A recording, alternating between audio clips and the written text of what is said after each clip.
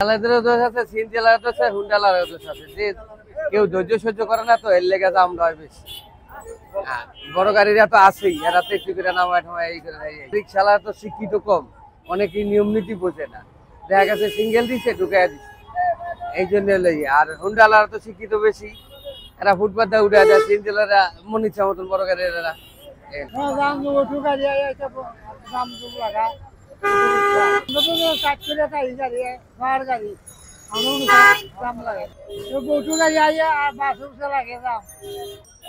বাঙালির তো দোষ ওইটাই, দোষ আর খুঁজে পায় না, আমাকে উপরে চাপাই দিতেছে।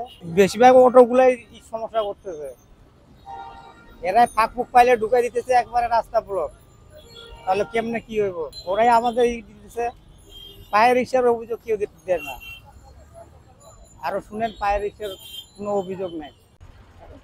বেশি অটো রিক্সা কেউ কেউ চায় ভাই আমি চাই 5 মিনিট আগে যাব, কিন্তু 5 মিনিট আগে যাওয়ার জন্য যে ঢুকাই দিবে এসে লাগে 10 মিনিট, বুঝছেন? এইটা হলো নিজেরটা যাতে মনে করেন নিজেরা যাতে সুস্থিগ্রাহী ফেলে মনে করেন হয় জাম। জাম তো লাগাই নিজেরাই, আমরাই লাগাই, আমরাই আমরাই লাগাই। এই ধরেন মোটর সাইকেল ভট করে বলে দিয়েছে, আমি ব্রেক করে সিঙ্গেল আটকে গেছে, আমি চাইতে রিক্সা ঢুকাবে আউলে এলাইছে। কি করলে আসলে জ্যাম কমবে? রিক্সা হয় যে রিক্সা মেন রোডে রিক্সা উঠতে দেওয়া যাবে না, গলির মধ্যে থাকতে হইবে রিক্সা, হলে জাম কমবো ভাই। আমি মনে করি যে রিক্সাওয়ালাদেরও দোষ নাই, আর বাইকারদেরও দোষ নাই, আর বাসওয়ালাদেরও দোষ নাই, কিন্তু যারা চালায় এরা যদি নিয়ম মাইনা চালায় তাহলে সবাই মানে জ্যাম যত কমবো, আর সবাই ভালোভাবে চলাফেরা করতে পারবে।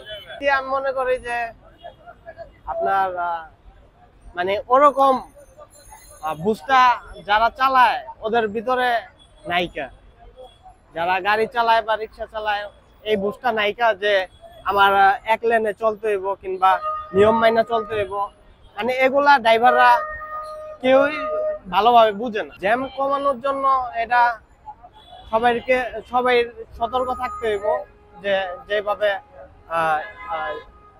চালাইলে আর কি এগুলা মানে পুলিশরা করতে পারে কি, আরো ড্রাইভার গো পরে রিক্সাওয়ালাদের যারা যারা করে গাড়ি চালায়, মানে ওদেরকে সতর্ক করতে হইব, ওদেরকে বুঝাইতে হইব যে কিছু কিছু লোকজন যদি বুঝায় যে এইভাবে না এইভাবে চালাইলে জিনিসটা সুন্দর হইব।